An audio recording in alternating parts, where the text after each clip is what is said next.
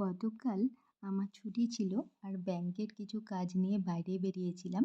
বাড়ি ফেরার পথে নিজেকে আর আটকে রাখতে পারিনি এত সুন্দর বাজার দেখে।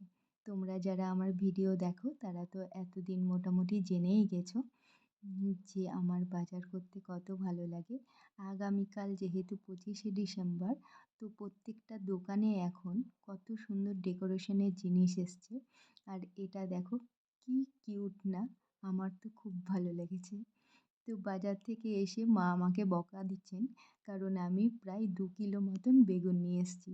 এই বেগুনগুলো পোড়া খেতে খুব ভালো লাগে। গরম গরম রুটি, বেগুন পোড়া আর পাতলা খেজুরের গুড় আমার তো খুবই ফেভারিট। তোমাদের কার কার ভালো লাগে অবশ্যই কমেন্ট করে আমাকে জানাবে। আর এখানে কি আছে কিছু শিম আর মটরশুঁটি, পেয়ারা এসবই।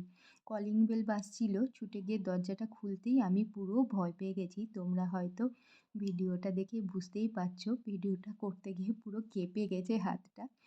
আর এই কাকু ছোট থেকে আসেন, এইভাবেই উনি ঘুরে ঘুরে বেড়ান বাঁদর সেজে। আর আমি যেহেতু ভিডিও করছিলাম, উনি কত সুন্দর পোজ দিচ্ছিলেন।